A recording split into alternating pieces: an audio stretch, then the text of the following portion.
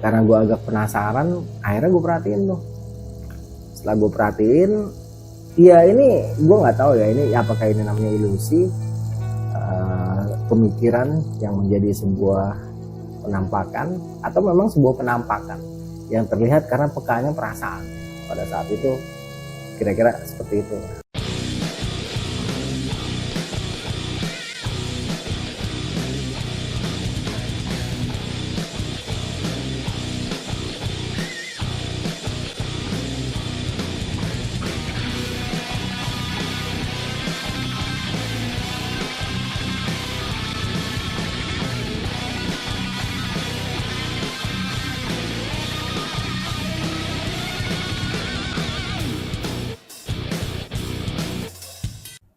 Halo, assalamualaikum sobat CP, gimana kabarnya? Alhamdulillah, gue masih diberikan kesempatan oleh Allah SWT untuk bercerita pengalaman-pengalaman sewaktu melakukan pendakian. Pada kesempatan kali ini gue coba menceritakan pengalaman gue di tahun 2000 ya, bersama 4 orang junior gue di SMA 49 di organisasi 49 siswa pencinta alam. Jadi pada waktu itu keempat orang junior gue ini mereka mau mengadakan ekspedisi pengambilan nomor anggota dengan melakukan pendakian gunung tertinggi di Pulau Jawa, Mahameru. Ya, tentunya Mahameru dulu masih sangat menggelegar ya, karena belum ada gunung-gunung saingannya lah di Jawa ini ya. Kalau sekarang kan udah banyak saingannya nih. Dan pendakian ini alhamdulillah dari 4 orang itu 2 orang berhasil mencapai puncak, sedang 2 orang yang cewek-cewek itu gagal karena salah satu pesertanya yang bernama Arin itu mengalami sesuatu yang agak-agak sedikit menggelitik ya, sedangkan Arum itu karena tidak tercover. Oke, nggak usah lama-lama, kita langsung mulai aja ceritanya. Buru-buru amat. Sebelum gue mulai cerita nih, buat temen-temen yang mau mesen buku ya, untuk 1001 kisah pendakian, terus minta mantu anak manusia, yang gagalnya pesta Gunung Slamet, juga antara hidup dan mati, Gunung Raung 2003 bersama Lando. Silahkan DM Instagram gua Aryasena7799 ya, karena yang Aryasena_7 itu lagi proses ke bajak, belum tahu kapan bisa direcovery. Atau DM TikTok gua Aryasena1527, juga Facebook Aryasena ya. Udah bang, udah kelamaan iklannya. Ya udah, kita langsung masuk aja ke ceritanya. Jadi waktu itu gue lupa sih ya, awalnya tuh bagaimana. Yang gue inget sih sedikit-sedikit itu kayaknya si Arum pertama datang sama si Arin ke rumah. Ya main-main lah, karena gue kan waktu itu posisinya sebagai alumni ya. Dan alumni yang masih cukup aktif melakukan pendakian. Tetapi gue gak aktif sebenarnya datang ke organisasi. Cuman gue aktif aja melakukan pendakian. Nah Arum itu berapa kali main ke rumah, akhirnya minta di cover sama gua ya untuk melakukan pendakian ke Gunung Semeru. Setelah Arum, si Keling tuh datang, masih Indra. Nah, mereka juga coba ngelobi gua ya, karena waktu itu sempat gua tanya, emang alumni yang lain gak ada apa? Gak ada bang yang bisa cover. Kira-kira si Indra atau si Keling ya, atau si Arum sama si Arin yang ngomong kayak gitu. Ya udahlah, karena memang gua masih anggota ya, karena keanggotaan di Esisipal ini seumur hidup ya, walaupun kita alumni, selama kita masih merasa diri kita bagian dari keluarga besar 49 siswa pencinta alam, ya kita kapan aja bisa gitu kan. Yang penting resmi, ada pemberitahuan ya, ada apa istilahnya kulonwonnya segala macam, pokoknya proses-prosesnya ataupun yang lain-lainnya ya yang berhubungan dengan adab itu kita lengkapi lah ya. Itu biasanya gak ada masalah ya. Pada saat itu nggak tahu lah berapa kali pertemuan, ngobrol-ngobrol, intinya sampailah kesepakatan ya antara gue sebagai alumnus dengan keempat orang junior gue yang waktu itu mereka masih anggota. Ya pada saat itu gue intinya setuju ya karena memang tidak ada alumni lain yang bisa mengcover ataupun senior ya. Dengan persetujuan gua tuh semuanya di cover ya, ongkos, logistik dan lain-lain. Ya udahlah, kebetulan juga nggak ada pendakian, gua iakan tuh. Sempet gua ketemu, yang gue ingat tuh Dadai sebenarnya. Gua ngobrol sama si Dadai itu masalah teknisnya gimana, intinya alumni yang lain tuh nitipin lah ya kepada gua nih, bagaimana nih anggota-anggota kita ini sukses lah dalam melakukan ekspedisi pengambilan nomor ke puncak Gunung Semeru. Ya pada waktu itu gue bilang gue usahakan ya, karena kan rencana sebagus apapun rencana, teknis sebagus apapun teknis yang kita rencanakan, segala sesuatunya nanti akan kembali pada kenyataan di lapangan. Semuanya tergantung Allah, iya atau tidaknya. Ya udah tuh, setelah semua dirasa udah memang fix, deal, baik secara secara resmi ya, gue dapat mandat, mulailah tuh kita persiapan lah ya. Saat itu berangkatnya dari rumah gue ya, seperti biasa lah ya.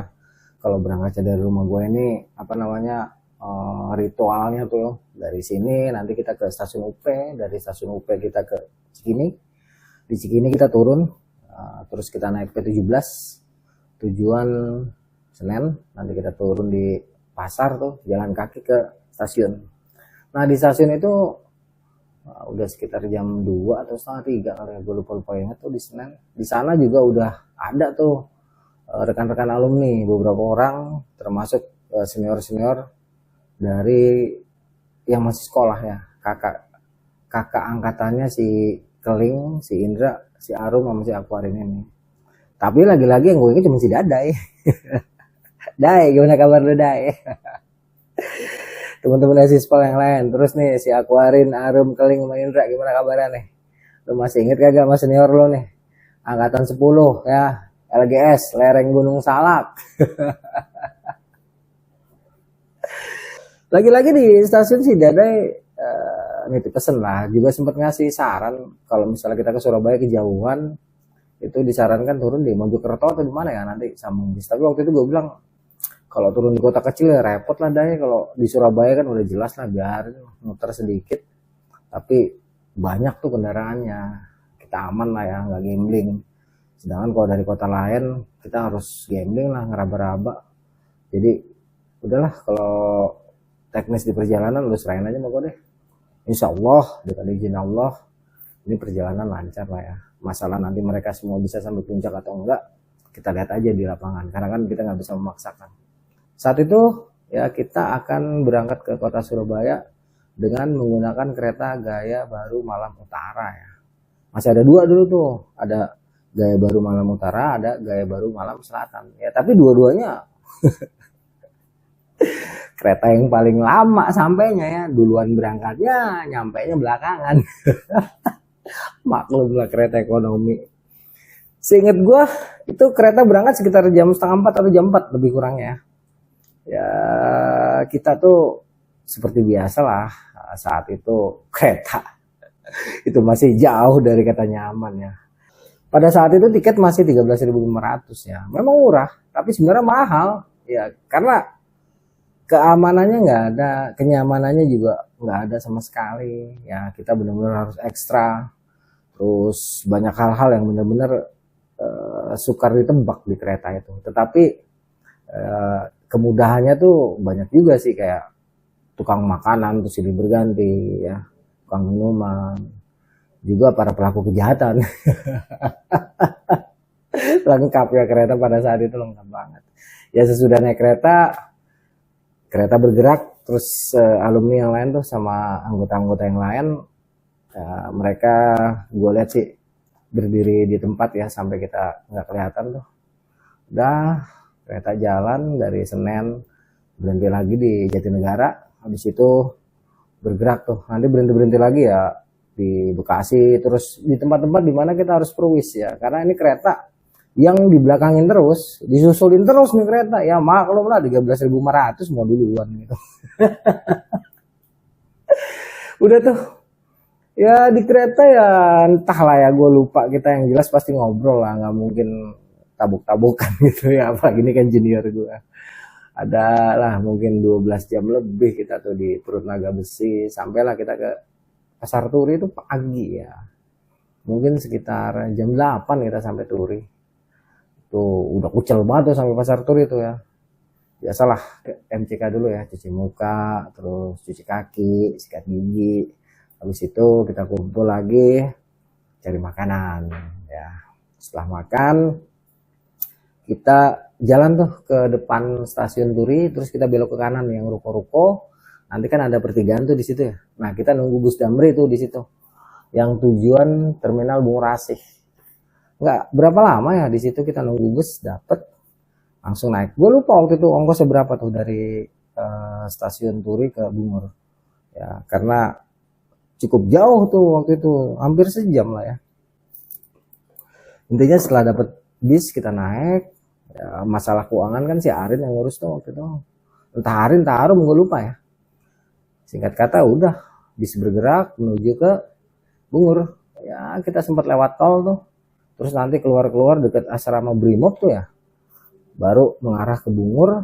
Nah, sampai Bungur itu sekitar jam 10 atau jam 11. Kita istirahat lagi sebentar, ngopi, ngudut. Ya, terus cari bus yang jurusan Malang ke Arjosari. Dan itu banyak banget ya di Bungur itu. Bejibun bus yang ke Malang ke Arjosari itu. Kita tinggal milih aja lah. Waktu itu kita cari yang ekonomi. Kalau nggak salah tuh tiketnya berapa ya? 2.000 perak apa 5.000 perak? Lupa gue. Intinya dapat bus, kita masuk. Gak lupa gue posisi duduknya gimana aja ya. Yang jelas kita di dalam bus itu duduk lah, nggak mungkin main bola ya. Mungkin sekitar sejam atau 2, nggak mungkin kalau sejam 2 jam ya, mungkin sekitar 2 jam kita sampai tuh ke Arjosari ya. Di Arjosari ya lagi-lagi kita istirahat dulu, santai, sebats dulu, ngopi, habis itu cari angkot ya jurusan Tumpang. Itu nggak lama lah nunggu ya, dapet angkot itu di Arjosari udah sekitar jam 1-an kalau nggak salah, jam 1 atau jam 2 lah ya. Terus sambil nunggu-nunggu itu dapat angkot 2:30 lah ya. Terus naik rel nggak kepake ya. Lepas dari Arjosari mau ke Tumpang loh. Udah kita jalan tuh ya, nikang-nikungnya gue lupa deh ya. Ya lebih kurangnya 1 jam sampailah kita ke Pasar Tumpang. Dari Arjosari ke Tumpang itu ya sekitar sejam lebih kurangnya. Nah, saat itu masih kelihatan tuh rel di pinggiran sebelah kiri. Itu udah sekitar jam 4-an lebih kurangnya. Pasar Tumpang itu gue celingak-celinguk tuh ya, lagi celingak-celinguk katanya langsung tuh ada laki-laki bertubuh gempal ya dengan senyum yang sangat ramah. Beliau ini terkenal dengan nama Pak Ion ya, dan gue dengar Pak Ion ini sekarang sudah almarhum ya. Ya semoga aja beliau ditempatkan di sisi yang mulia ya, di sisi Allah Subhanahu Wa Taala. Intinya tuh ini mengenang tentang Pak Ion ya. Jadi beliau ketika ngelihat orang berkeril itu mesti dengan senyum yang lebar, dengan bahasa yang ramah pasti nyamperin. Ya awalnya pasti berbahasa Jawa dulu, tapi kalau nanti kita nyautnya pakai bahasa Indonesia, beliau akan berbahasa Indonesia. Ya udah tuh ngobrol, dia udah tau lah kita mau ke Semeru kan, langsung diajak tuh ke rumah dia. Rumahnya dia tuh di belakang Pasar Tumpang. Cuman ya kepleset nyampe dari Pasar Tumpang tuh. Nah, Pasar Tumpang era dulu ya, bukan Pasar Tumpang sekarang ya. Kita jalan sampai rumah Pak Ion, ternyata sore itu baru kita berempat tuh. Sedangkan kuota jeep itu saat itu ya, kalau nggak salah antara 20 sampai 25 orang ya satu jeep. Jadi 4 orang ini masih jauh banget tuh. Jadinya disarankan sama Pak Ion untuk kita istirahat dulu di sini. Siapa tahu nanti malam adalah area-area Surabaya ataupun teman-teman dari Kota Malang dan sekitarnya yang di Jawa Timur ada yang datang. Karena kan memang Semeru ini sering dikunjungin oleh rekan-rekan pecinta alam dari sekitaran kota-kota tersebut ya. Dan alhamdulillah tuh lepas maghrib ternyata datang tuh agak banyak ya, mungkin sekitar 10 orangan ya, ada cewek, ada cowok. Mereka semua dari kota Surabaya. Setelah kita ngobrol-ngobrol ternyata mereka dari SMA Trimurti. Ya, mereka dari anak-anak pecinta alam, yaitu Akstrim Pala. Nggak tahu nih Akstrim Pala kepanjangannya apa. Yang jelas Gue hanya tahu mereka dari SMA Trimurti Surabaya. Terus ada satu orang kalau nggak salah dari SMA 6, namanya Rizky. Ya, dia ngawal adiknya namanya Doni. Nah, Rizky ini panggilannya Cemeng, Doni, balik. Nah, Rizky ini panggilannya Kiri, sedangkan Doni ini panggilannya Cemeng. Kelak, gue akan sangat akrab sekali dengan rekan-rekan dari Trimurti dan SMA 6 ini ya. Kelak. Pada saat itu ya masih sekedar say hello, ngobrol-ngobrol. Dan karena kedatangan mereka ini kuota minimal ya 15 orang itu sudah terpenuhi. Jadilah besok pagi kita bisa berangkat tuh dari Tumpeng menuju ke Ranupani. Ya udah, kita malam itu udah lega dah tuh ya. Gue lupa dah ngapain aja tuh selama di rumah Pak Yon. Yang jelas sedikit ada dalam ingatan gue, kita jalan-jalan. Terus pada waktu itu sebenarnya di depan pasar Tumpang, ya dia arah ke kiri. Sebelah kanan itu kayak semacam gedung olahraga atau apa sih, balai apa ya, balai kota atau balai desanya Tumpang itu sebenarnya udah bisa dipakai buat nginep. Cuman karena masih sepi, ya udah kita di situ aja. Udah tuh malam berlalu, sekitar jam 4:30 kita udah dibangunin ya sama Pak Yon untuk siap-siap. Ya udah, ada yang mandi, ada yang sikat gigi, ada yang ganti sempak. Pokoknya itu pagi-pagi sibuk lah, kita mau beres. Setelah mau beres, kita langsung digiring sama Pak Yon ke belakang pasar Tumpang karena jeepnya nunggu di situ. Udah tuh kita naikin barang di atas, di depan jeep tuh diiket-iketin. Dan kalau nggak salah pagi itu ternyata ada 2 jeep, ada yang dari itu juga. Ternyata nggak tahu ya, dia bukan di Pak Yon tuh. Dari mana akhirnya gabung tuh. Ada 2 jeep akhirnya. Jadi di jeep kita itu ada sekitar 15 orang atau lebih atau kurang sedikit. Ya. Pokoknya antara 15 orang lah. Soalnya minimal kan 15 orang ya. Itu rombongan gue sama anak-anak Surabaya. Sedangkan yang jeep satunya lagi gue nggak tahu anak mana. Nah, itu juga sekitar 15 orang. Udah gak lama bergerak lah nih jeep ya, berurutan. Gunung. Terus kita nyusurin jalan aspal tuh, nanti gak lama kita ketemu kebun-kebun apel kiri kanannya. Gue jadi ingat tahun 98 dulu ada jeep mogok. Wah, langsung serbu. Pada saat ini gue juga ngarep nih mogok lagi kayak dulu. Ternyata kagak bro. Kagak jadi udah nyolong apel gitu. Terus lewatin kebun-kebun apel, kita masuk Gubuk Lakah. Ya, waktu itu udah mulai pinus-pinus, nanti kita belok kanan, belok kiri, lurus. Dan kita mulai masuk hutan-hutan tuh. Jalanannya parah ya, aspal. Sampai nanti pertengahan itu aspalnya rusak banget. Ya, masih di hutan-hutan pinus. Rusak parah tuh aspalnya. Terus aspalnya agak bagus, masuklah kita ke daerah yang cukup terbuka, Perkampungan Tengger kalau nggak salah tuh ya. Dimana kiri kanannya tuh banyak banget jenengnya itu pohon-pohon sayuran. Lewat itu Perkampungan Tengger, terus jalannya masih bagus ya. Lepas dari Perkampungan Tengger itu jalanannya sudah tidak ada, alias tanah. Celong tuh gitu ya. Jadi di tengahnya naik, yang tempat roda-roda jeepnya itu celong tuh. Itu jalanannya sampai kita ke pertigaan itu. Apa sih jenengnya? Apa namanya tuh ya? Yang pertigaan yang kalau turun ke bawah itu ke arah Bromo, sedangkan nanti kita lurus terus. Kita ke arah Ranupani. Itu dari situ terus sampai Ranupani, nanti menjelang Ranupani itu jalanannya ya tanah. Jadi kalau lewat situ tuh mantep ya kabutnya, kabut debu gitu. Seru dah. Di sini sempat ada foto-fotonya ya, dan hanya 2 fotonya yang selamat di areal ini, itu pun pas turun yang ngambil fotonya, pas lagi naik enggak ya. Udah lewatin itu, nanti kita sebelah kanan ngeliat, sebelah kanan kok sini, sebelah kanan kita ngeliat pemandangan berupa punggung bukit, sedangkan sebelah kirinya itu kita ngeliat itu ya lembah ya, kayak lautan pasir ya. Indah banget itu yang mengarah ke Gunung Bromo. Dan ini waktu itu gue sempat mikir ya, ini kalau ada kepetuk gini gimana ya, jalannya kecil banget bro. Tapi alhamdulillah pada waktu itu nggak ada tuh. Jadi kekhawatiran gue kepetuk terus minggir-minggir kagak ada, dah aman ya. Nah udah tuh lewatin jalan yang tipis itu, nanti kita turun. Nah begitu udah jalanannya mau datar itu, baru tuh ketemu aspal rusak ya. Aspal rusak, masuk tuh ke daerah Perkampungan Ranupani, jalannya aspal hancur, ada yang bagus ada yang hancur lah. Nanti kita mentok, terus kita belok kanan, nah, pinggiran kita sebelah kiri itu Danau Ranupani, naik ke atas jalanannya hancur tanah, centung sampailah kita ke depan pos pendakian Ranupani. Itu sekitar jam 8. Nah, saat itu kita registrasi langsung di loket.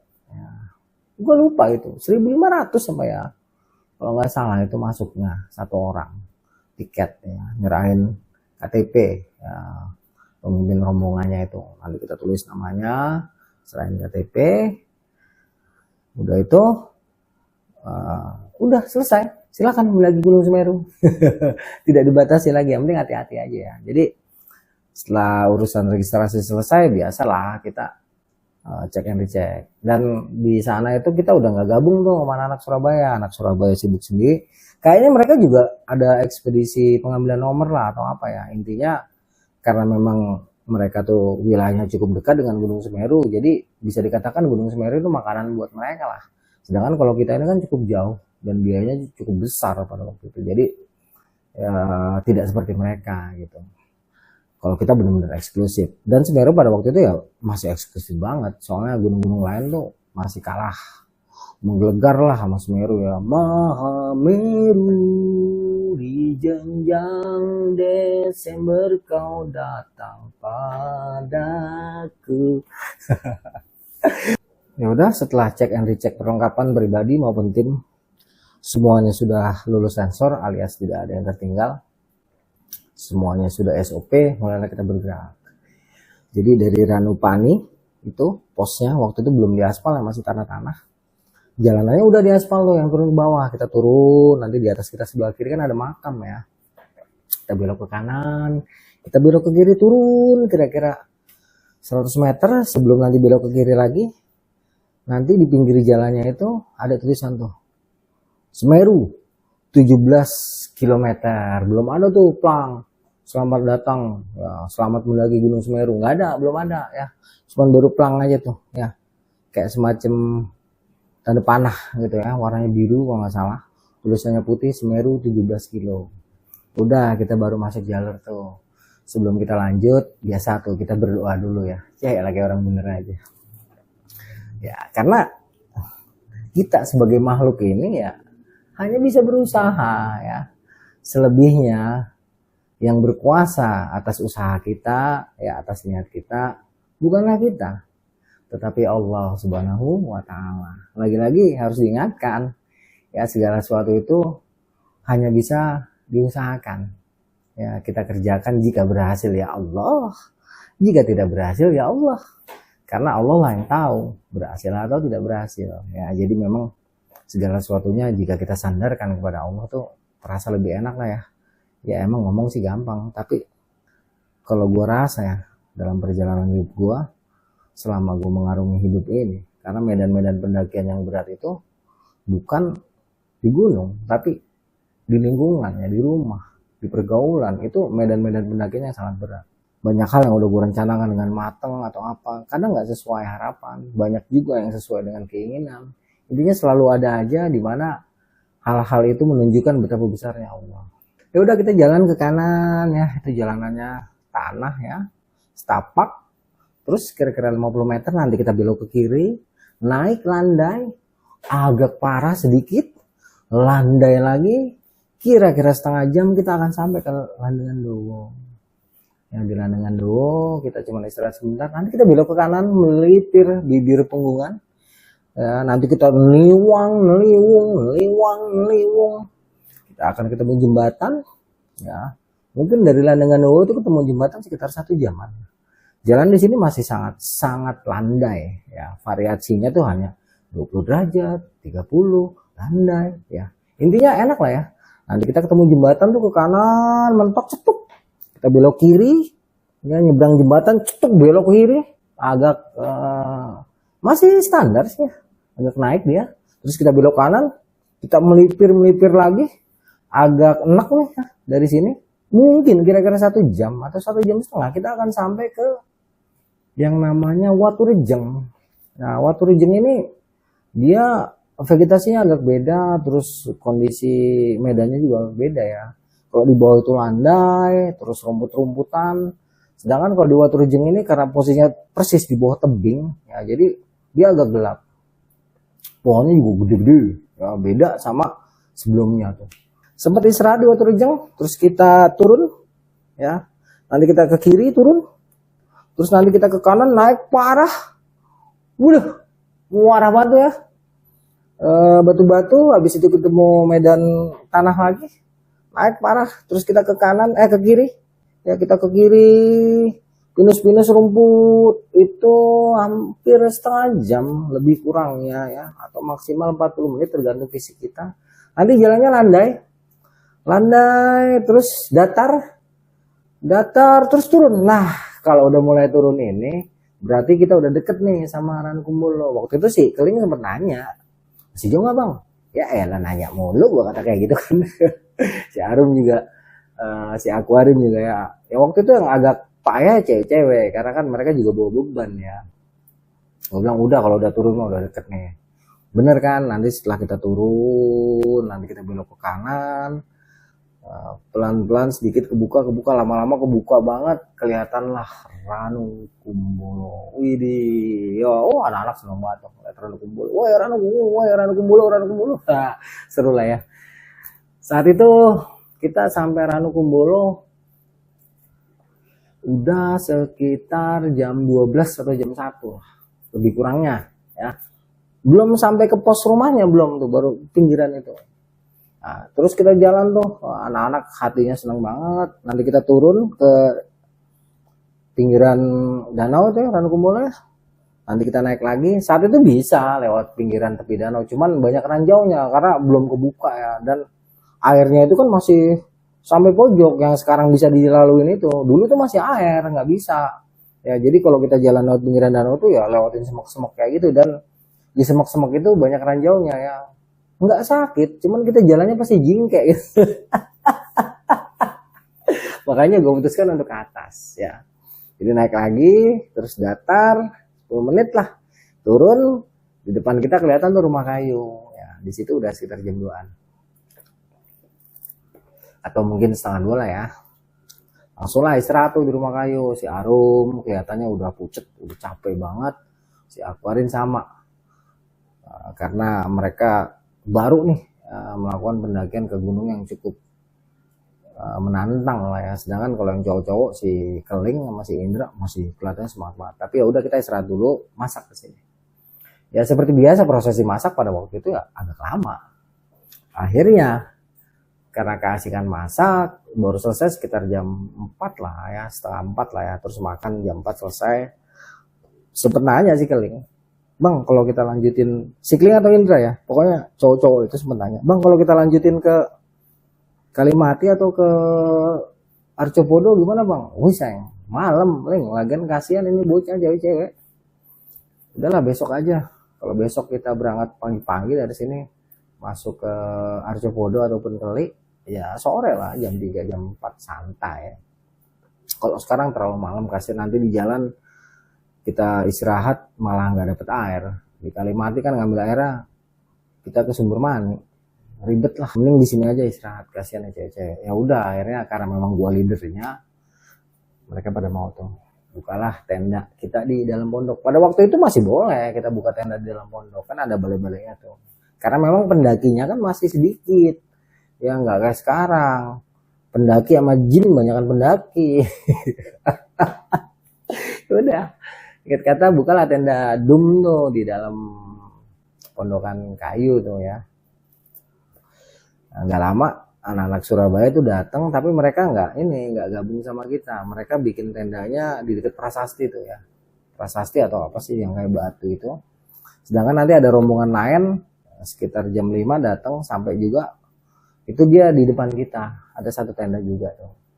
Ya udah, karena memang masih sepi banget waktu itu, cuma rombongan gue, rombongan anak Surabaya sama rombongan satu itu, gue nggak tahu mereka dari mana itu. Udah, jadi karena tadi udah makan, si Arum sama si Aquarium langsung tepar tuh tidur, sedangkan gue keluar tuh nyari kayu. Ngelihat aktivitas gue ini, si Keling sama si Indra akhirnya ngikut tuh ya. Pada pengen juga lah. Awalnya sih Keling doang, Indra masih dalam, tapi mungkin gak enak dia.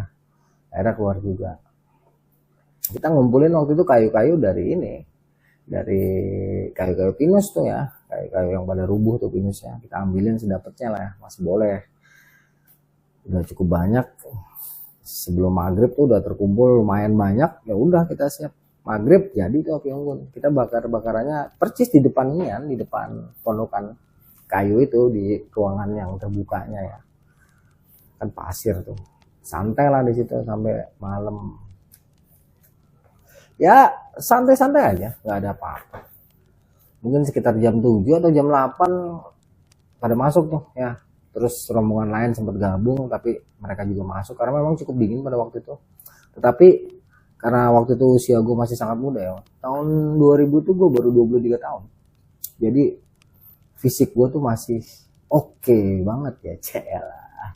Jadi dengan jaket, dengan kupluk, dengan sarung tangan dan kaos kaki yang gue pakai pada saat itu juga lapis yang gue lapis training, gue rasa cukup hangat tambah dengan api unggun. Jadi gue nggak mau buru-buru masuk tuh. Di saat yang lain udah sepi, ya udah pada masuk. Terus anak-anak Surabaya juga yang dekat Prasasti juga udah sepi. Ya gue masih santai tuh, gue duduk di atas tembok tuh ya, pinggiran Ranukumbolo. Cuacanya cerah bro, malam itu enak banget. Santai gue nikmatin pemandangan sambil ngudut, sambil mikirin booking gue ya. Entah berapa lama, tiba-tiba apa ya, gue ngeliat kayak ada bayang-bayang gerak-gerak gitu ya di sebelah kiri, di pohon pinus rubuh yang ke arah ini, yang ke arah Ranukumbolo tuh. Gue pikir tadinya mungkin apa ya, daun gitu kan, dia daun pinus tuh kena bayangan cahaya bulan, kena angin goyang-goyang, terus bayangannya tuh kayak ngebentuk orang kan, sempet gue liatin. Tapi emang nggak ada apa-apa sih ya, emang nggak ada apa-apa. Ya udah gue santai, terus gue lanjutin tuh sampai itu kira-kira 10 menit ke depan kali ya, masih nggak ada apa-apa. Terus di sudut mata gue yang kiri, gue nangkep kayak ada kelebatan gitu ya, kayak bayangan bergerak-gerak warna kuning gitu ya. Begitu gue lihat ya nggak ada, ntar gue lurus lagi pandangan ke depan ya. Sementara itu kan yang kayu rubuhnya sebelah kiri. Itu dari situ tuh, dari sudut mata gue yang kiri tuh kayak ada lagi tuh bayangan. Gue bilang apa iya cahaya bulan nitik di situ ya, terus ngebentuk seperti kayak bayangan orang ya, karena lewat celah-celah pepohonan, terus kena apa di situ. Jadi kan awalnya gue mikir kayak gitu, gue perhatiin, tapi kok lama-lama gue merinding ya. Halu nih ya, kalau kata orang halu gitu. Halusin dulu dah otak lu. Itu agak merinding tapi masih gue tahan, karena gue agak penasaran. Akhirnya gue perhatiin tuh. Setelah gue perhatiin, ya ini gue nggak tahu ya, ini apakah ini namanya ilusi, pemikiran yang menjadi sebuah penampakan, atau memang sebuah penampakan yang terlihat karena pekanya perasaannya pada saat itu. Kira-kira seperti itu ya.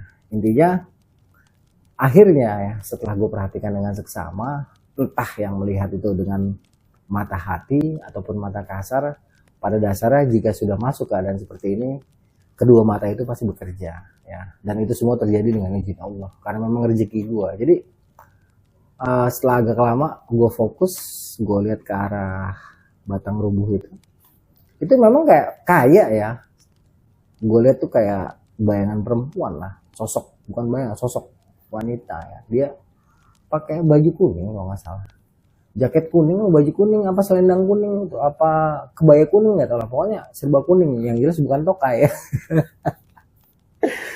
Intinya dia memancarkan energi ya. Jadi yang membedakan itu dia ada energinya ya, karena setiap benda ataupun makhluk yang diciptakan oleh Allah Subhanahu wa taala pasti ada energinya ya. Itu suka tidak suka dan tidak bisa dipungkiri ya. Pada waktu itu gue merasakan ada energinya, dan ketika gue mau beranjak pergi, itu yang gue lihat tadi sosok wanita berjaket kuning, berkebaya kuning ya, atau berkaos kuning, berkemeja kuning, intinya kuning lah ya, kuning-kuning pucet gitu. Itu dia kayak melompat ke ini, kayak melompat ke danau, terus kayak ada suara jegur gitu kan. Gue agak kaget, terus gue langsung buru-buru masuk ke dalam. Dalam hati gue, apa iya ya, Masya Allah. Walaupun gue sebenarnya dengan hal seperti itu nggak terlalu asing gitu ya, karena banyak lah dalam pendakian gua bertemu dengan atau menyaksikan dengan hal-hal seperti ini ya. Alhamdulillah suka dapat pengalaman yang kayak gini, jadinya kaya banget gua pengalaman yang kayak gini. Ketika gua masuk ke dalam tenda, si Keling sempet nanya, nah bang, kagak, nggak ada apa-apaan. Kok lu buru-buru banget? Nggak ada apaan lo, kata si Keling.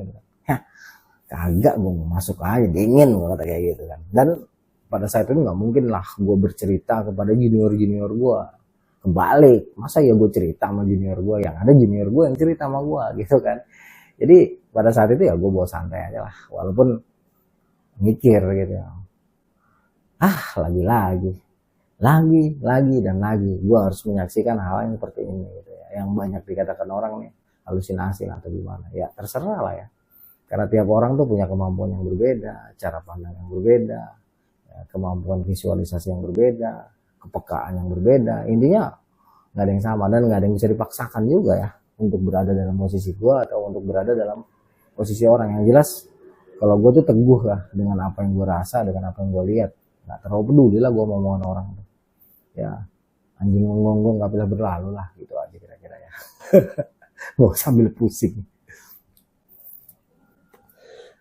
Ketika udah di dalam tenda nggak lama, karena memang capek, tidur sih gue kayaknya tuh, tidurnya nyenyak. Nah di dalam tidur ini gue ngimpi tuh. Kenapa gue ngimpi itu? Ingat seperti gue bilang, kalau habis ngimpi buru-buru cerita atau buru-buru dituliskan. Pada saat itu gue entah gue tulis atau gue ceritain ya, atau gue ngomong sendiri. Intinya kalau habis mimpi yang sekiranya bikin deg-degan atau berkesan itu, usahain ngomong sendiri lah. Kalau misalnya nggak ada orang, kalau ada orang ya pura-pura ngomong sama orang deh, supaya itu bisa ingat, walaupun hanya sebagian kecilnya. Jadi dari mimpi itu sebagian kecilnya gue ingat, karena waktu itu mimpinya agak panjang, tapi yang gue inget cuman ya sekelebat lah ya. Dimana pada saat itu gue jalan-jalan lah di sekitaran area Rankumbolo tuh ya, muter-muter. Ya lama sih waktu itu, cuman gue lupa lah, intinya gue muter-muter dan gue ditemenin oleh seorang wanita ya. Dia cukup cantik, rambutnya panjang sebahu, ini sebahu ya, ada sepunggung gitu ya. Dia menggunakan kemeja kuning pada waktu itu atau jaket kuning, gue lupa ya. Itu nemenin gue ngobrol, tahu apa yang gue obrolin. Terus sampailah kita ke pohon yang itu tuh, pohon yang rubuh tadi. Begitu sampai pohon rubuh tadi, tiba-tiba dia lompat berenang tuh. Abis itu kagak nongol-nongol lagi. Gue rada kaget juga kan. Dan apa namanya, gue perhatiin tuh, namanya ngimpi ya. Terus karena gue saking bingungnya, gue apa istilahnya kan waktu itu ada semak-semak pinggirannya. Gue ngeliat-ngeliat gitu, nggak taunya mata gue kecolok tuh sama salah satu semak gitu ya. Itu kecolok sakit banget tuh lagi mimpi tuh. Gue sampai ngucek-ngucek mata tuh lagi mimpi ya. Nah saking kagetnya gue karena kecolok itu, gue bangun tuh. Ternyata emang bener gue lagi ngucek-ngucek mata. Nah lucunya mata gue beneran sakit. Apa itu karena kemasukan debu ya, terus gue kucek-kucek jadinya sakit, atau memang berhubungan dengan mimpi? Waktu itu gue nggak ambil pusing. Intinya begitu gue bangun, anjir mata gue sakit banget tuh. Yang posisi gue pas bangun tidur tuh ngucek-ngucek. Terus si Keling langsung nanya, dia juga bangun, kenapa lu bang? Mimpi gue, mimpi apa lu? Mimpi lah, pokoknya mimpinya cakep dah gitu. Nah, gue langsung buka tenda, gue keluar. Nggak lama Keling sama Hendra ngikut. Ngapain bang? Cing gue bilang, lu pada mau ikut nggak? Ikut. Kita bertiga keluar tuh kencing. Cewek-cewek masih pada tidur tuh. Begitu keluar, ini mata terasa kayak ada yang ganjil gitu. Kayak ada yang ganjil di sebelah kiri, gue inget banget. Kayak apa sih, kayak ada mungkin batu, semut atau apa lah, gue pikiran gue pada waktu itu begitu kan. Soalnya gue coba-coba cari itu nggak ketemu ya. Lalu ya udah akhirnya fokus aja lah sama ini, sama acara kencing ya. Megangin banda jangan sampai itu berantakan air kemana-mana kan. Udah kelar kencing, anak-anak masuk, gue sempat berdiri tuh di pinggiran, di depan pintu maksud gue ya. Gue merhatiin gitu, kayak mimpi kayak beneran banget. Apa udah hubungannya sama yang tadi ya? Yang sore-sore gue lihat tuh sekitar jam 8 atau jam 9. Tapi udahlah, gue ngerasa mata gue gak enak lah pokoknya pada pagi itu. Masuk gue coba untuk tidur tuh. Gue pikir ntar paling bangun tidur udah mendingan lah. Udah sekitar jam 7 atau jam 8 kali ya, gue baru bangun tuh karena gue capek. Begitu gue bangun, mata gue loh kok makin sakit ya. Terus gue suruh cek si Keling tuh, Keling ada batunya gak sih, apa ada semutnya gitu, apa ada kalajengking gitu. Apa ada duit koinan yang masuk? Soalnya terasa ini ya, terasa apa namanya, ganjil banget, kagak enak banget. Dicari-cari sama Keling tuh, dilihat mata lu merah banget bang gitu kata si Keling. Si Indra juga, si Arum, semuanya pada ngomong mata lu merah banget bang kayak kecolok. Iya gue nggak ngerti nih kok bisa begini ya, mata gue sakit banget. Tapi pada waktu itu gue nggak anggap lah ya, gue anggap ya udahlah, mungkin ntar juga sembuh gitu ya. Gue coba ini kompres pakai air hangat tuh, ingat gue kompres pakai air hangat, gue lap-lap, tapi tetap apa namanya, kayak ada ganjilan gitu, terus rasa-rasa gatel lah ya mata gue tuh di sebelah sini tuh. Kayak agak gatel nggak enak lah. Tapi gue nggak anggap, pikiran gue waktu itu fokus hanya bagaimana caranya nganter junior gue ini. Kalau nggak salah mereka tuh angkatan 15 ya atau angkatan 14, gue lupa tuh si Keling ya. 14 kalau nggak salah si Keling. Sedangkan nanti si Mamat dia angkatan 15 tuh junior ya. Intinya antara dua itu aja ya. Ling gue lupa Ling, lo angkatan berapa Ling? Udah selesai masak, packing, terus sekitar jam 9 kita baru bergerak meninggalkan Rakum menuju ke target kita pada pagi itu adalah ke Keli ya, kalau nggak Arcopodo Keli, antara itu aja. Udah selesai berdoa jalan, dari belakang pondok kelihatan tuh sebuah tanjakan yang super seksi, namanya tanjakan cinta. Beneran dah gue cinta banget sama lu dah. Itu udah enek ya. Tapi di sini pemandangan bagus banget ya. Untuk meringankan langkah kita ada teknik sedikit ya gue bocorin. Kita kalau jalan di tanjakan cinta tuh jangan lurus ya. Itu beban terasa sangat berat. Usahain jalannya agak zigzag dia, misal ke kanan, terus ke kiri, sambil terus naik tapi kanan kiri. Itu nggak akan terlalu berat ya. Dia akan lebih ringan lah beban kita karena gaya gravitasi agak ringan gitu ya. Dibanding kita harus jalan terus begini. Itu langkah biasanya akan konstan loh sampai ke puncak tanjakan cinta biasanya. Ya pada saat itu juga ada mitos yang terkenal lah ya. Dan sampai sekarang kali mitosnya masih ada ya. Cuman anak sekarang kan nggak percaya mitos. Ya gue juga dulu nggak percaya sih sama mitos. Cuman mitos ini memang sangat santer ya di Semeru. Apabila kita sedang berada di tanjakan cinta, maka jangan nengok ke belakang. Sebab kalau kita nengok ke belakang, nanti impian kita nggak tercapai tuh. Atau orang yang kita cintai juga nggak akan kena tuh. Atau apalah. Segala sesuatu yang berhubungan dengan keinginan lah ya. Intinya mitosnya tuh kayak gitu. Faktanya sih rugi banget tuh kalau nggak nengok ke belakang. Soalnya dari tanjakan cinta, nengok ke arah Ranukumbolo tuh, indah banget bro ya. Intinya tuh pada saat itu ya gue cuek aja, gue nengok aja ke belakang, sempet tanya sama Keling, bang mau ngapain nengok ke belakang? Bukannya nggak boleh? Ya kagak ada urusan, gue sama yang kayak gitu-gituan Ling. Ya siapa yang larang? Selama kita tidak melakukan pelanggaran di sini ya, pelanggaran norma terutama, karena kan makhluk Allah itu ada yang terlihat, ada yang nggak terlihat ya. Yang namanya adab itu harus dijaga, adab terhadap gunung, adab terhadap pendaki lain, adab terhadap makhluk lain, itu kan semua harus dijaga. Adab kita kepada Maha Pencipta, apalagi ya, walaupun saat itu gue masih rada bocor juga, tapi kalau masalah adab tetap gue jaga ya, karena di dalam mencinta alam tuh ada istilahnya survival. S, sadarilah keberadaanmu. U, untuk malang tergantung kenanganmu. R, rasa takut harus kau kuasai. V, pertama, viva atau hidup, hargailah ia. I, ingatlah di mana kau berada. Terus V kedua, vakum atau kekosongan, istilah dengan segera. A, adat istiadat setempat harus kita hargai dan hormati. L, latihlah dirimu dan belajarlah selalu. Nah, poin di A-nya ini adat istiadat setempat. Ya adat istiadat itu berarti kan kultur ya, kultur lokal, baik yang terlihat maupun tidak terlihat. Tergantung pemahaman lah ya. Pada saat itu gue tetap berpikir kelihatan kek, kagak kelihatan kek, segala sesuatu tuh mesti ada aturannya, punya aturan main yang harus kita hargain. Intinya gue pegang teguh itu. Jadi ya udah, insya Allah akan aman-aman aja, nggak ada tuh masalah-masalah yang berarti kecuali memang Allah sudah takdirkan. Karena segala sesuatu terjadi itu atas izin Allah, ya atas restu Allah dan atas kehendak Allah. Orang celaka kek, orang ketemu setan kek, orang kagak ketemu setan kek, orang yang ngata-ngatain kek, orang yang dengki kek, yang tekek kek, segala sesuatu memang sudah Allah atur dengan sangat sempurna, dengan sangat teratur sebagai bentuk daripada kekuasaan Allah. Ya gaya Tuhan lah. Singkat kata, sampailah kita tuh ke puncak tanjakan cinta. Dari puncak tanjakan cinta itu kita nengok ke depan, ada sebuah dataran yang luas banget, namanya Oro-Oro Ombo. Ombo itu luas. Kalau Oro-Oro itu apa sih? Oro-Oro itu apa deh? Oro-Oro Ombo. Jadi itu padang rumput yang sangat luas. Sedangkan di belakangnya tuh ada Gunung Regulo.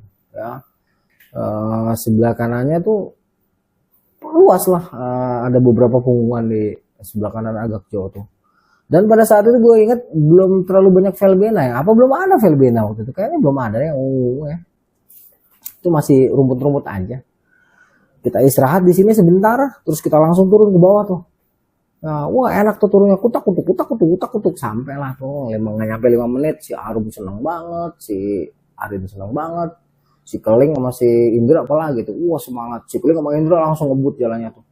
Entah mentang-mentang ya.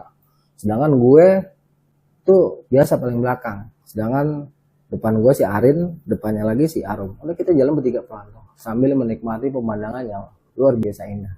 Semeru itu memang indah, benar-benar indah. Bentuk lukisan Allah yang tidak bisa diduplikasi oleh manusia, betul-betul bagus ya. Mungkin kurang lebih setengah jam kita sampai tuh ke Cemoro Kandang ya. Nah, di Cemoro Kandang nanti kita istirahat lagi, si Keling sama si Indra udah nunggu. Terus di Cemoro Kandang ini sempat gue pesen sama Keling sama Indra, lu kalau bisa jangan bisa lah, gue tahu lu pada kuat fisik lu, tapi ini kan kita tim ya. Lu sebagai leader di depan bukan berarti lu bisa jalan seenak-enaknya. Lu adalah penyimbang dan penyelaras langkah. Ya, kalau misalnya teman-teman lu ketinggalan jauh di belakangnya, lu diem, jangan maju terus. Ntar dapat 2 seri mau lo, ya bang gitu kan. Soalnya gue punya hak ya untuk memberikan hukuman kepada mereka. Ini adalah kegiatan resmi organisasi, ekspedisi pengambilan nomor untuk mereka. Jadi gue sebagai alumni punya kapasitas untuk memberikan hukuman nih kepada junior-junior gue. Jadi waktu itu gue bilangin. Dan akhirnya nurut tuh. Leader itu bukan seenak-enaknya di depan. Leader itu penyeimbang, penyelaras pergerakan tim. Ingat baik-baik tuh ya. Lo harus lihat di belakang lo tuh kayak gimana kemampuannya. Nah setelah gue melin, belum gue kasih 1 seri ataupun 2 seri tuh ya. Masih aman mereka tuh. Nah kita meninggalkan Cemoro Kandang menuju ke Jambangan. Awalnya setengah jam pertama masih santai ya, datar, landai, itu masih pohon-pohon pinus, ilalang. Terus nanti mulai naik, pakai enak gitu. Ada mungkin sekitar sejam mubang tuh sampai kita ketemu kayak semacam aliran air ya dari pasir gitu kering. Kita lewatin itu, naik. Kira-kira 10 menit kita sampai tempat datar tuh. Ya nanti kita akan turun, naik lagi baru kita sampai ke Jambangan. Nah di sini sempat istirahat. Kebetulan pergerakan juga bagus, anak-anak rapet. Lanjut lagi sampai ke Jambangan. Di Jambangan kita istirahat. Ya ada mungkin sekitar 10 menit di Jambangan. Dari Jambangan kita kan nanti datar, ya terus mulai turun. Kita ngeliatin Rumbun Catigi, Edelweiss. Kalau lagi beruntung di sini puncak Semeru kelihatan tuh, ya. Kelihatan jedurannya, bagus dari sini juga. Ya kalau lagi beruntung. Waktu itu ada apa nggak gue lupa. Intinya pasti ada sih, cuman gue lupa aja. Lepas dari situ kita turun, mungkin sekitar 5 menit kali ya, atau 10 menit paling lama kita turun. Terdatar, kita belok ke kanan, belok ke kiri, mulai kebuka. Setelah kebuka betul, di depan kelihatan tuh Pondok Seng. Ini namanya Kalimati. Nah sampai Kalimati ini udah sekitar jam 2-an. Lebih kurangnya ya, karena memang pergerakan kita sangat lambat. Arum sama Aquar ini waktu itu beban mereka cukup berat walaupun cewek. Beban gue juga cukup berat, dan gue sebagai alumni nggak mau memanjakan mereka pada waktu itu karena prinsip gue nggak ada penitipan nyawa. Ini ekspedisi pengambilan nomor, lo harus bertanggung jawab terhadap apa yang lo bawa. Lo harus punya kebanggaan, lo harus punya will yang kuat, sehingga ketika lo bisa mencapai puncak Semeru, itu adalah perjuangan lo ya sebagai anggota organisasi. Jadi pada waktu itu gue nggak manjain tuh siapa aja, mau cewek, mau cowok, mau cakep, mau jelek, sebutin, karena mereka terikat dengan tanggung jawab moral untuk organisasinya, organisasi gue juga gitu maksudnya. Udah sampailah kita ke Pondokan Seng, di tengah-tengah ya, istirahat agak lama, terus masak air, entah bikin kopi, entah bikin teh. Habis itu lanjut masak mie instan. Persediaan air menipis, Terus kalau nggak salah karena memang belum ada yang tahu sumber mani, ya udah tuh gua masih Keling turun tuh ke sumber mani ngambil air. Ya nggak jauh ya, turun itu sekitar 15 menit, nanti naiknya ya 2 kali lipatnya ya. Jadi nanti kita ke kanan, terus kita masuk ke lembah. Dari pertama kali turun ke lembah tuh turun terus kira-kira 10 menit ya, kita akan ketemu di sebelah kanan tuh ada batu, dimana di situ nitik air lah. Ya banyak sih sumber sumber jatuhnya air itu, tinggal nanti kita pakai daun atau apa kita kumpulin biar cepat. Kalau cuma satu-satu agak lama. Namanya juga sumber mani, nama mata airnya ya. Itu nggak tahu berapa botol lah kita isi, agak banyak gitu ya, karena kan kita berlima. Entah jumlah pastinya, mungkin 10 botol, lupa gue. Setelah botol-botol terisi penuh, kita balik lagi. Kira-kira jam 4 itu udah sampai di jam 4 atau jam setengah 4 kali ya, lebih kurangnya udah sampai lagi ke pondokan. Di sini gue terangkan sama anak-anak, dari Kalimati sampai ke Keli itu sebenarnya nggak jauh. Mungkin kalau ditarik lurus cuma 100 meteran. Ya, paling jauh 200 meter. Ya. Cuman kondisi medannya udah lebih parah dari yang tadi. Yang kita mau ke Jambangan tuh, dari pertengahan Cemoro Kandang. Dan ini full pasir. Kita kalau salah pijak juga udah mulai turun-turun nih. Ya, bukan cuma lepas dari Cemoro Tunggal aja, tapi dari sini juga udah mulai. Jadi persiapkan fisik dengan baik ya. Karena ini juga menjelang sore, gue target sebelum maghrib kita kalau nggak Arcopodo ya Keli. Ya Arcopodo Keli cuma sejengkal bro, ya kepleset nyampe, deket banget Arcopodo sama Keli ya. Cuman penandanya kalau Keli itu banyak prasasti, kalau Arcopodo ya cuman pos aja. Masalah ada arca kembarnya sebelah mana gue nggak mau pusing ya. Namanya kan Arcopodo, podo gitu ya. Udah mulai bergerak kita tuh dengan setiap orang bawa logistiknya masing-masing, airnya masing-masing, karena nggak ada penitipan nyawa ya. Apalagi ini adalah pendakian resmi untuk pengambilan nomor, mereka betul-betul gembleng gitu. Terus jalan. Dulu kita nggak dari Pondokan Seng itu kan sekarang di kanan jalurnya, dari belakang Pondokan Seng terus naik ke atas. Kalau dulu nggak, kita lurus terus tuh ya, dari Pondokan Seng kita terus ke kiri kira-kira jarak 100 meter, nanti baru kita masuk hutan pinus tuh ya. Kita ke kanan landai ya, di sebelah kita tuh kayak ada sungai dari pasir. Nah, nanti kita melipir di situ. Ayo kita ke atas tuh. Oh, udah enaknya pakai G tuh, pakai C, pakai B, pakai Z, pakai X, pakai T malah kan lagi jeget, wah parah badan tuh. Ini pergerakan super lambat ini. Waktu itu udah jam 4:30 kurang lebih tuh. Pelan, selangkah berhenti. Menjelang sampai ke Arcopodo, belum sampai Arcopodo kira-kira 10 meter di atas kita atau 15 meter, udah kelihatan tuh Arcopodo tuh. Tak, di sini tiba-tiba si Aquarin nggak mau ngelangkah, dia kayak kepantek. Ya sempat gue tanya, Rin, itu Arcopodo tanggung dikit lagi, kita buka tenda di situ. Dia nggak mau ngelangkah tuh, diem aja. Dia seperti memperhatikan sesuatu atau terpaku pada sesuatu ya, gue nggak ngerti ya. Coba Rin, lu kalau nonton coba lu komen, waktu itu lu kenapa berhenti Rin? Itu kan berhenti, disuruh gue bilang Rin jangan sedikit lagi, dia diam nggak mau ngomong. Terus nggak lama si Indra si Keling sama tuh ngebujukin juga, Rin dikit lagi Rin, itu udah di Arcopodo, tetep dia nggak mau tuh. Si Arum juga ngebujukin, nggak mau juga. Nggak lama dia nangis, dia gua kata dia mewek mana di jalur, udah mau maghrib. Sempet pikiran gua kemana-mana juga nih. Ya udah mau maghrib, Semeru, deket Arcopodo, tiba-tiba diem gitu. Akhirnya gue bilang masih Keling masih Indra tuh sebelah kanan, gue inget deket Pohon Pinus. Ya dia nggak begitu gede sih, ada satu lapak tuh. Kalau buat tenda kita kayaknya nggak muat. Cuma waktu itu si Keling sama si Indra gue suruh, Ling, lu ratain tuh coba tuh, lu gali ini kayaknya nggak bisa nih ke atas. Si Keling sama si Indra tadinya nggak mau, dia coba bujukin si Arum tuh, dia coba bujukin si Arin untuk bisa sampai ke Arcopodo, tapi si Arin tetap nggak mau. Dia mantek di situ sambil nangis. Akhirnya, lu kalau kagak ngerjain perintah gue dapet 2 seri lu, tambah gue tampol, gitu kan. Akhirnya gerutu ya gimana, namanya gue alumni, gue senior mereka juga. Akhirnya mereka nurut tuh, daripada dapet 1 seri sama 2 tabokan gitu kan.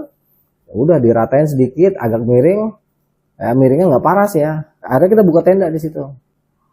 Si Keling sama si Indra agak-agak gerutu juga, tapi akhirnya mereka diem. Gue bilang lo nggak bisa maksa, kalau emang nggak bisa ya nggak bisa, udah. Kan kita bisa bikin tenda di sini. Udah tenda selesai maghrib, si Arum sama si Arin masuk tuh. Si Arin posisinya di dalam tenda. Ketika udah di dalam tenda, itu dia diem. Udah si Keling sama si Indra masak tuh, sama si Arum tiga. Gue nemenin si Aquarin dalam tenda. Gue ajak ngobrol, nggak ada omongannya. Dia cuma nangis. Terus gue tanya, Rin kamu kenapa? Kamu ingat bapakmu? Jadi si Arum itu nggak punya ibu, si Arin ini nggak punya bapak.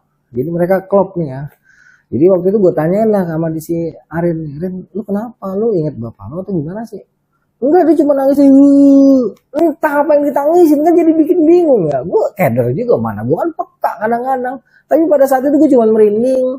Gue celingak-celinguk, gue berharap jangan ada lah, jangan sampai ada apa-apa nih sama nih bocah nih. Akhirnya gue temenin terus tuh. Ya udah nangis deh. Akhirnya dia nangis terus tuh sampai sekitar Isya dia nangis. Berhenti karena makan ya. Selesai makan, terus gue ngerokok di luar, ditemenin tuh masih Keling, masih Indra ngobrol-ngobrol. Tetap si Arum nggak mau ngomong, cuman dia diem aja sampai si Indra tuh agak emosi juga. Cuman karena ada gue jadi nggak pada ribut lah ya. Itulah fungsinya leader ya, untuk bisa memanage ya, yang namanya kita harus memiliki manajemen konflik yang baik di dalam pendakian itu. Tambah lagi gue punya power sedikit karena sebagai alumni. Jadi waktu itu sebenarnya keadaan udah agak tegang, cuma bisa gue redam. Setelah rokok selesai, ngopi, gue masuklah ke dalam. Udah tidur. Besok masalahnya lu jam 2 atau jam 3 lu udah harus pada berangkat naik ke puncak Semeru. Ling, Ndra, biar gimana juga memang penting lu untuk sampai puncak karena itu ekspedisi pengambilan nomor. Tetapi nggak harus semua ya. Salah seorang dari lu ya, di antara 4 ini 2, 3 ataupun 1 yang sampai ke atas itu udah mewakili sebenarnya untuk dapetin nomor. Nggak apa-apa ya, yang penting besok Arum ini harus lu cover habis-habisan. Kalau bisa usahakan dia sampai ke puncak ya bang. Ya udah istirahat. Nah, istirahat tuh. Ada mungkin sekitar sejam tidur, tiba-tiba si Arin bangun, dia langsung nangis kejer. Dia kayak ketakutan. Kan bingung kita semua tuh. Kebetulan kan ada satu lampu yang satu senter yang memang dinyalain tuh di atas tenda. Bangun semua. Ada apaan Rin? Gue tanya, waktu itu gue udah mulai merinding. Wah, udah parah waktu itu gue merindingnya. Gue udah mulai merasa ada sesuatu nih yang dilihat sama nih anak. Yang dirasa, tapi dia nggak berani ngomong. Pada waktu itu gue udah bilang sama dia, lu kalau ngeliat apa-apa ngomong aja, lepas beban lu. Tapi waktu itu si Arin tetap dia nggak mau ngomong, dia cuma nangis terseduh-seduh. Akhirnya udah terpaksa gue peluk, gue elus, gue bisikin bacaan-bacaan ayat suci. Ya akhirnya agak tenang tuh dia, nggak dibuka. Cuman di dalam tenda itu dia seperti nengok ke satu sudut dan dia nggak mau berubah. Nah di sini nih gue kayak kontak nih ya. Entah apa yang dilihat Arin sama gue nggak tahu. Intinya tuh akhirnya gue kontak tuh sambil ngelonin dia tidur tuh. Akhirnya gue kontak. Gue peluk, terus gue bawa tidur. Akhirnya gue kontak, ngeliat tuh gue dengan posisi mata merem. Ya kelihatan di salah satu pohon pinus, kelihatan lah ada sosok wanita gitu ya. Dan kali ini jelas ya, walaupun posisi gue lagi merem. Awalnya kayak gitu gue liat, loh ini ada perempuan cakep banget. Itu dandanannya cakep kayak putri kerajaannya. Cuman tingginya aja agak gak normal ya. Mungkin 170, mungkin lebih lah tinggi lah. Mungkin 2 meter kali ya. Cuman ya badannya bagus kelihatannya gitu ya. Gue liatin cantik, dia tuh memandang ke arah tenda kita. Pandangannya lembut banget. Ya. Waktu itu gue mikir ya, dalam hati gue, apa ini yang dilihat si Arin? Si Arin ketakutan, gak mau naik. Dia mantek di situ, apa-apa. Pada akhirnya gue buka mata gue pikir kan ini hanya halusinasi gue ya, mimpi atau apa. Begitu gue buka mata gue, yang secara fakta itu ketutupan sama tenda, itu tetap kelihatan sosok yang gue lihat tadi, wanita cantik tadi ya, dengan baju yang sangat mewah gitu. Dia senyum-senyum terus. Gue sempet, aduh, anjir si Arin lihat ini nih. Nah, tapi waktu itu posisi si Aquarin udah tidur, dia udah udah nyenyak lah ya, entah nyenyak entah enggak lah ya, pokoknya posisinya udah tidur dan yang lain-lain juga udah tidur. Jadi gue ngeliatin ya. Sampai berapa lama akhirnya karena dia nggak hilang-hilang dan gue ngerasa juga nggak keganggu sama makhluk itu kan, ya udah gue coba untuk tidur. Alhamdulillah tidur tuh ya, entah kebawa mimpi entah enggak ya, seingat gue kayaknya memang kebawa mimpi, cuman ya seperti tadi lah gambarannya, cuman di situ tuh ada dia aja gitu ya. Entah apa dia punya tujuan apa, maksud apa sama si Aquarin ini, gue nggak tahu apakah Aquarin ngeliat dia atau enggak, apa dia merasakan sesuatu energi sehingga dia merasa ketakutan yang luar biasa, padahal secara fisik dia tuh masih mampu melanjutkan ke puncak, tapi psikisnya udah hancur di sini, dia benar-benar udah nggak mau melanjutkan. Singkat kata, datanglah ya waktu yang ditentukan loh ya, sekitar jam 2 lah ya, atau jam setengah 3. Waktu itu anak-anak udah gue bangunin, langsung tuh masak tuh. Si Arin juga udah bangun. Nah, terus gue tanya, Arin, kamu mau lanjutin nggak? Enggak. Dia cuman geleng sama bilang, enggak. Enggaknya tuh tegas banget. Kenapa? Enggak.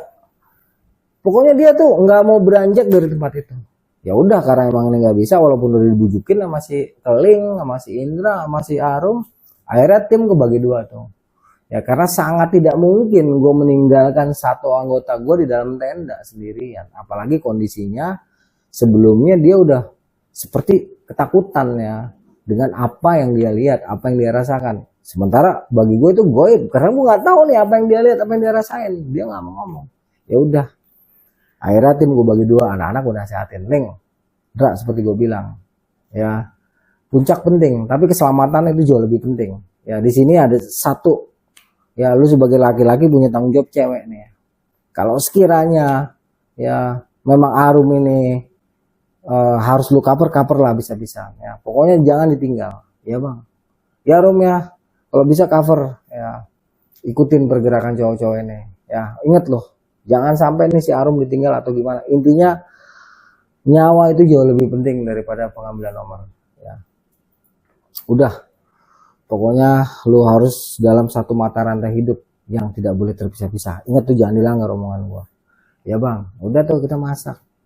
Gak lama, kan kita masak depan tenda ada semacam kayak covernya tuh ya. Bivak lah, dia agak pendek. Gak lama kedengeran tuh langkah-langkah kaki tuh. Buk, buk, buk, buk, buk. Cuman waktu itu kita inilah nggak terlalu pusing. Karena apa? Karena kita lagi masak dan kita berpikir memang udah waktunya untuk summit kan. Adalah sekitar 7 ini kali ya, 7 orangan lah langkahnya tuh, kurang lebihnya ya 5-7 orang lah, kedengeran seorang langkah. Nah, ternyata begitu sampai, betul tuh anak Surabaya si Rizky, gue inget banget, dia langsung negor, mas ayo munggah, kata dia gitu kan. Yo Cak, gue bilang kayak gitu, ini loh mas, aku titip iki loh Cak, teman-temanku iki loh, ini anggota aku iki, masalahnya mereka baru pertama kali ke Semeru, nitip yo, soalnya aku mesti jaga salah satu anggotaku juga ini lagi sakit, nggak bisa meneruskan ke puncak. Oh iya, dan si Rizky ini kelak akan jadi pacarnya si Arum ya. Akan jadi pacarnya si Aquarin ya. Waktu itu ya belum kepikiran ya. Udah tuh akhirnya jalan bareng tuh si Keling, si Indra sama si Arum, sedangkan gue sama si Aquarin tetap di dalam tenda. Dan gue berdua lagi sama si Arin ngobrol. Di sini si Arin nggak mau tidur tuh. Ya lampu senter gue nyalain terus gue isilah waktu itu dengan masak ya. Habis masak nggak lama anak-anak Surabaya tuh pada naik tuh, sama dari kota lain gue lupa ya, Malang atau apa, mereka pada naik. Sempet gue tegur, ya mas hati-hati lo, sampai nggak naik mas? Enggak, udah pernah tau? Aku udah pernah kesini tahun 98 kemarin. Mereka udah mungkin sekitar jam 3:30 udah sepi tuh, nggak ada yang lewat lagi, tinggal gue berdua Arin di sini. Gue coba untuk tenangin diri dan gue coba untuk gali informasi dari si Arin, tetap Arin nggak mau ngomong. Ya akhirnya udah kita tidur lagi tuh. Walaupun sebelum tidur itu sempatlah terlintas ya bayangan perempuan tadi. Gue sempat curiga kayaknya si Arin ngeliat ini emang. Walaupun sampai detik ini si Arin nggak cerita ya apa yang dirasakan pada saat itu. Kayaknya memang kita di Arcopodo itu kayaknya waktu itu nggak banyak inget gue. Intinya tuh ngimpinya di Arcopodo itu ya nggak kayak Arcopodo yang faktanya cuman sekedar pasir, terus pohon pinus, rumput-rumput, enggak. Pada waktu itu kayak taman ya waktu itu gue lihatnya. Juga ada teras-teras, tangga-tangga yang bagus, ada bangunan di sebelah kirinya.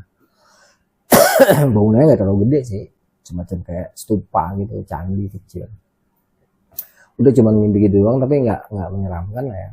Singkat kata datang pagi, udah tuh si Arum gue bangunin, si Arin gue bangunin, terus gue ajak keluar tenda. Gitu keluar tenda, dia tuh menatap ke satu titik di mana yang semalam itu gue lihat ada penampakan perempuan yang kayak kerajaan tadi. Terus gue tanya, lu kenapa sih nggak naik, orang lu sehat-sehat kayak gini? Enggak bang, udah gue cukup sampai sini aja katanya. Ya udah, karena memang dia nggak mau cerita dan kelihatannya dia udah tenang, udah santai tuh gue akhirnya nunggu ya. Ya sebenarnya gue H2C nih sama si Keling, sama si Indra, sama si Arum. Ternyata bener kekhawatiran gue. Sekitar jam berapa? Jam 7 ya. Itu ada yang turun tuh. Tuk, tuk, tuk, tuk, tuk. Ternyata si Arum turun. Begitu sampai ke tenda si Arum nangis kan. Dia bilang, bang, aku kayaknya nggak bisa ke puncak Semeru katanya gitu kan. Terus Keling sama Indra aku suruh duluan. Duluan apa ninggal? Gue bilang kayak gitu. Ya udah, gue kan udah bilang, gue udah pesen, tapi ya udahlah, mereka kan mewakili ya, dua orang itu kalau sampai ke atas mewakili angkatannya mereka ya, jadi udah gue tenang, karena si Arum juga udah ada di sini, sedangkan si Keling sama si Indra kan cowok, dan mereka udah punya patokan, dimana naik harus ketemu Cemoro Tunggal, turun juga harus ketemu Cemoro Tunggal, nggak boleh enggak tuh, dan mereka juga kan bareng sama anak Surabaya. Udah ngobrol-ngobrol, masak, nggak lama sekitar jam 9 kurang lebih si Keling sama si Indra turun sampai mereka dari puncak tuh. Wah seneng banget, wah bang mantep bang, wah alhamdulillah bang, ya gue kasih selamat dulu, udah gue kasih selamat, gue suruh makan, udah pada kenyang, gue suruh pada packing, persiapan. Nah sebelum jalan gue tanya, lu memang udah pada berhasil sampai ke puncak Semeru, mantep, congratulations, gue bilang, lu mewakili angkatan lo ya berdua untuk ekspedisi pengambilan nomor, jadi insya Allah lah semuanya dapat nomor, tapi lu tetap punya kesalahan ya di mata gua secara pribadi, karena lu ninggal, lu mutus mata rantai. Jadi lu di sini ambil dulu 2 seri, satu serinya 30, jangan ngebantah, kalau ngebantah gue bantai, gue bilang kayak gitu kan, wajar gue senior. Siap bang, udah ngambil push up tuh, baru 5 kali gue suruh bangun. Dah, inget-inget ya, puncak penting, keselamatan jauh lebih penting ya. Ekspedisi pengambilan nomor penting, dapat nomor, dapat NRP di organisasi itu penting, tapi keselamatan rekan itu jauh lebih penting. Dan untungnya nih Arum nggak apa-apa ya bang, besok-besok jangan dilakukan lagi. Gue tau lah perasaan lo, gimana rasanya kalau nggak nyampe puncak, gimana rasanya kalau gagal ekspedisi pengambilan nomor ya, tapi lu juga harus ingat ya, jangan pernah lo ninggalin temen lu hanya untuk puncak ya bang. Ya udah selesai packing, mulailah kita bergerak turun. Si Indra, Keling, Arum, Arin, gua paling belakang. Dan pagi itu gua ngerasa mata gua gatelnya minta ampun. Jadi dari kemarin itu sebenarnya memang udah kayak jendil-jendil gitu, tapi gue nggak tahu rasa. Apalagi malamnya itu kan ada kejadian si Arin itu kan nangis-nangis nggak jelas ya. Jadi gue nggak fokus itu. Cuman pagi ini pas turun ini, ya, aduh, itu mulai terasa gatel, nggak enak banget. Jadi gue sering ngecek-ngecek tuh. Pikiran gue waktu itu karena kena debu kali ya. Karena nggak enak banget tuh sepanjang turun tuh. Ganjil, bener-bener ganjil dan mulai berair, gatel tuh, mulai terasa gatel. Jadi jalan gue nggak nyaman banget. Ya mungkin sekitar setengah jam akhirnya kita sampai ke Kalimati. Di Pondokan Seng gue suruh berhenti dulu semua anak-anak masak air tuh, masak air. Terus gue coba kompres, agak enak tuh. Tapi kalau selesai kompresnya kering, kita jalan kan waktu itu memang berdebu ya. Itu terasa gatel airnya, rasa gatelnya tuh nggak ketahanan ya. Bener-bener gue harus kucek-kucek terus, daripada gue harus kucek-kucek terus. Itu akhirnya gue tutup pakai ini tuh. Kebetulan kan pada bawa handy flash ya, gue tutup pakai kapas. Terus gue handy flashin nih, gue tutup, terus gue ikat lah, gue jadi kayak bajak laut tuh jalan tuh, si mata satu gue jalan. Itu gatel tetap nggak enak banget ya sepanjang perjalanan tuh. Rasanya dalam hati gue, kok bisa begini ya. Dicek nggak ada kotoran, nggak kemasukan apa-apa, tapi waktu itu gue tetap berpikir positif. Wah, gue sakit mata nih. Udah terusin perjalanan tuh dari Kalimati ya, kita belok kanan, naik mungkin 5 menit naik, landai kita akan ketemu Jambangan, dari Jambangan kita turun naik sedikit, turun lagi, mungkin sekitar 40 menit sampai sejam kita akan sampai ke ini ya, Cemoro Kandang ya. Di sini makan mata gue makin gak enak, makin rasanya tuh makin gatel nggak karu-karuan. Pokoknya nggak enak banget udah tuh. Terus di Cemoro Kandang datar di Ororombo, terus kita naik sampai ke Tanjakan Cinta, pucuk Tanjakan Cinta, kita turun sampai ke Ranukumulo, istirahat gua. Di Ranukumulo ini ya sekitar jam 3-an ya. Itu istirahat sebentar, gua ngompres mata gua karena mata gua makin gak enak tuh, rasa-rasanya kayak semacam ada yang jalan-jalan tuh di bawah dan atas areal mata gua tuh, pokoknya makin gak enak. Kalau gua kasih garam tuh perih banget, tapi enak gitu ya. Udah gue putusin untuk bergerak lagi. Si Keling sempat tanya, Bang nih sampai Ranupani kira-kira jam berapa nih? Ya paling telat maghrib lah ya. Mudah-mudahan sebelum maghrib kita udah sampai gitu kayak gitu. Ya udah tuh kita langsung bergerak tuh.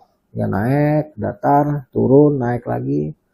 Nah lepas Ranukumulo mau menuju Waturejeng, mulai tuh sudut mata gue yang sebelah kanan nih. Ya karena mata kiri gue kan gue tambal pakai perban tuh ya. Ada fotonya. Mulai ngeliat kayak ini ya, kelebatan cewek yang kemarin gue lihat itu, yang antara sadar nggak sadar sama masuk ke dalam mimpi gue sampai gue kecolok gitu. Nggak tahu lah hubungannya apa itu, emang kebetulan kali ada yang masuk atau apalah. Intinya pada saat itu gue merasakan kayak begitu ya. Ya udah kita terus turun, kira-kira sampai Waturejeng itu sekitar jam berapa ya, jam 4 lah lebih kurangnya.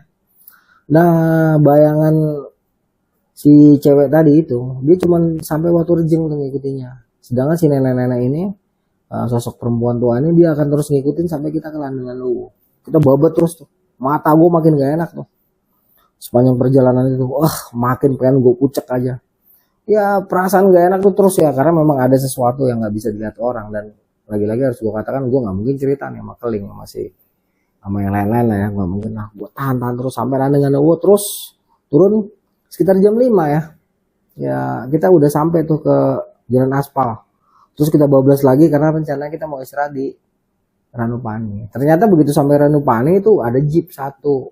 Di situ anak-anak Surabaya udah pada naik. Terus kita ditawarin langsung, Mas mau bareng nggak? Nanti istirahatnya di bawah aja langsung di Tumpang katanya. Karena waktu itu gue ngerasa gue butuh obat ya, mata gue nih makin parah. Di situ kan susah banget obat. Ya udah gue yain, naiklah kita tuh. Jam 5 tuh kita berangkat, tinggalin Ranupani menuju ke Tumpang. Ya udah jalan tuh. Jadi nggak seperti istirahat nih di Ranupani. Jalan, turun, belok kanan, ngikutin bendungan danau, terus belok kiri, datar, naik ke atas.